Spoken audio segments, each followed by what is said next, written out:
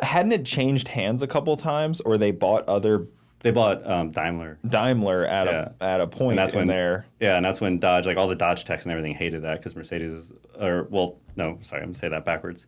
They bought Daimler, realized that it wasn't a good financial decision, and sold Daimler. Yeah. But I don't even know how long it was. I think it was actually before I started working for Mercedes, so it was pre-09. There was, because they had like some random junk, like Mercedes badge. The Crossfire, there was an SLK with a Dodge body. It was the Dodge. You couldn't even get it worked on at Dodge. Like it was totally a Mercedes under the skin. Mm-hmm. Like the electronics, like you needed the Mercedes scan tool. And it was like Chrysler Crossfire. And it was a bad crossover too, because it was like the worst of both products. It was a bad Mercedes that year. SLK, like it's a hydraulic like top, and they went bad, and the engine just wasn't very impressive. And it was a V6, and there was an AMG version of that engine which had like a Roots supercharger on it, and that was also available in the Crossfire. Yeah, I remember seeing the AMG engines and the Crossfire stuff. Yeah, which.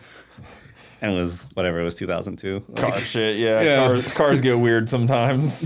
But when that happened, like apparently working for Mercedes used to be way better as a tech than it was before they bought Daimler because they paid too much. They didn't do a lot of time studies on how long jobs took, and jobs paid way more than they should have to the technician. Oh, interesting. So they were overpaying technicians at Mercedes. Like when I started, I remember there was some techs getting out of it, like the older timer techs that have been working for 20 years or so. Then there's like an evaporator job used to pay like 32 hours, and now it pays like 6. Oh, so they were really just being completely liberal with it, just like, oh, yeah. Right, yeah. These techs were making $200,000 a year, like one evaporator, 32 hours, like only takes a day. Yeah. Like you do a few of those a week, you're making 150, 200 hours a week, working 40 hours a week. That's pretty good. That's where you make your money as a technician. Yeah. Like I was pretty efficient, so you could make 70% more than time you were there, hours-wise. And then, like, some cars you level up to be able to work on certain vehicles, right? Because, like, not everybody at the dealership can work on the latest and greatest. Like you were saying, you have to go get your certifications. Yeah, they just kind of... Well, you end up, like, whoever's dispatching at that point, like, the new SLS AMG comes in or the new GT comes in for some weird problem. Like, you're not going to give that to the new guy because he's not going to be able to fix it, and you're going to have a bad customer. Okay. But at the end of the day, as long as the dealership has its certifications, like, unless something went bad...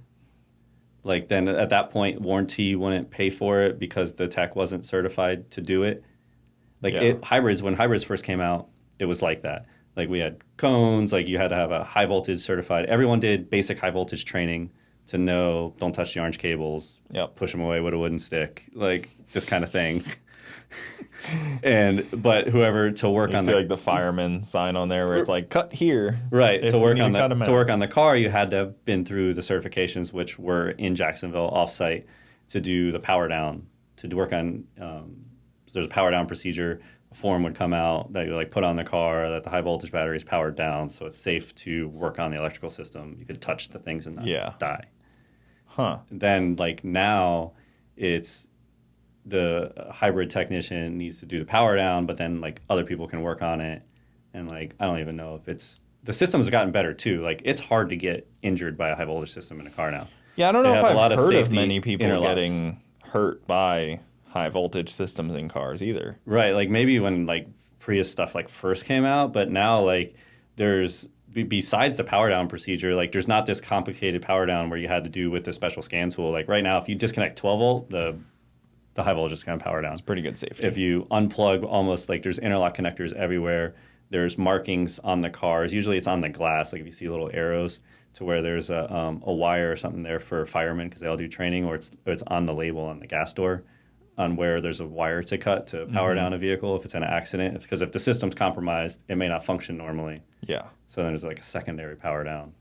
Yeah, and a lot of them now, like in a crash, they will power down, but if they don't, they got to have... Right. The firemen have to know what they're doing. Yeah, so that's like where the glass, like the arrows on the glass, like that's your cut line. Mm-hmm. So like there's nothing in that line. So if you're using like the jaws of life kind of thing, you're not going to cut through a high voltage cable. Yeah. Or something like that. Seems hectic. Yeah.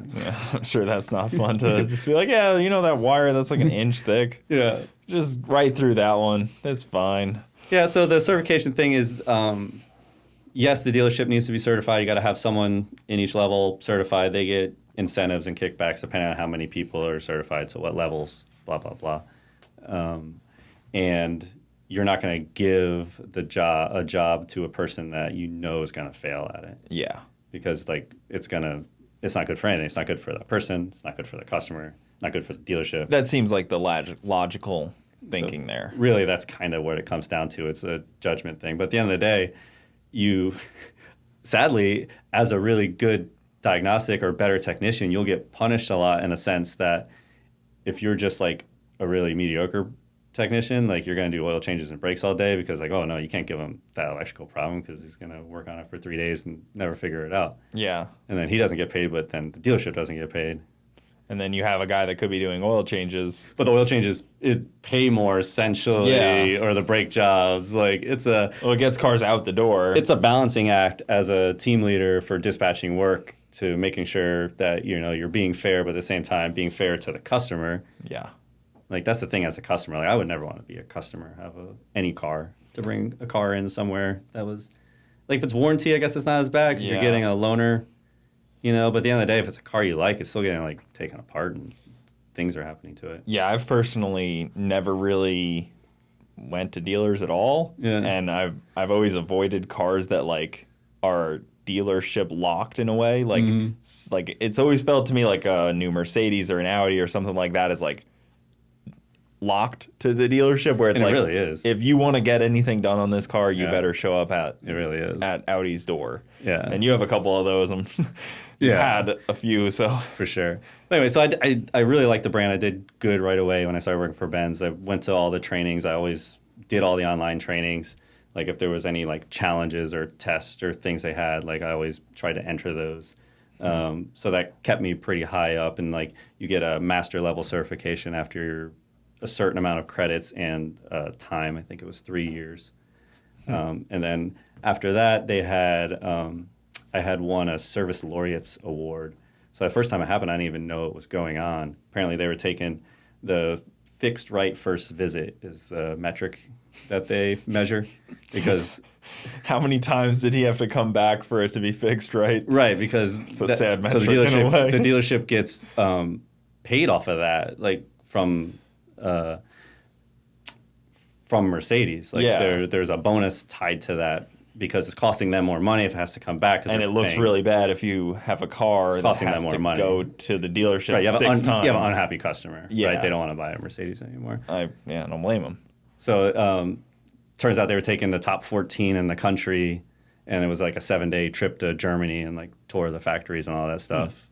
And that's pretty cool. Yeah, and I won that 3 years in a row. I think it was like 13 or 12, 13, or 13, 14, 15. That's actually a pretty good like win. That's not like a pizza party. No, like it was actually like a cool. It was a cool. The first one I actually didn't get to go, and my service manager Emil was still in Fort Pierce. He punished me in a way. I rode motocross then, and I would pretty much every year I'd have an injury that put me out for a month because that's how motocross is. Yeah, 2 wheels. And there's nothing he could do about it. But he lost one of his best technicians for a month, so. And at that dealer, it was a small dealership. There was only 12 techs at that dealer. Yeah. Where Tampa, there was 60 of us. Holy shit. That's a lot of that's a lot of techs. Oh, they still have it? I didn't realize it was that big of a dealership. 120 on average cars a day in for service. Wow, I did not realize it was that big of a dealership at all. Yeah, it's giant. Yeah. Physical size isn't that big. It needs to be bigger than that. Yeah, I mean, that's a lot of people. Yeah. So I was like, I had come back and like I had got like some certificate and a thing, and he's like, "Oh yeah, you won that, but you couldn't go on the Germany trip because you were hurt." I was like really mad. But come on, you could have hobbled around the Germany trip. I think it was a punishment in a sense. Yeah. But I showed him I won it the next year and I had to go because that was okay.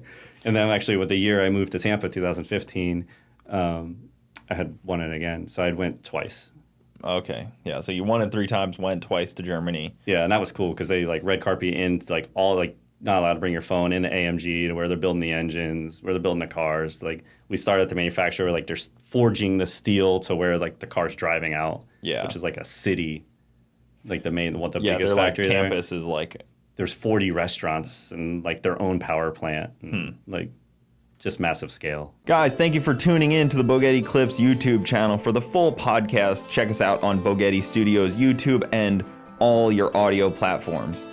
Also, hit that subscribe button to not miss out on any of the new Bogetti clips coming up.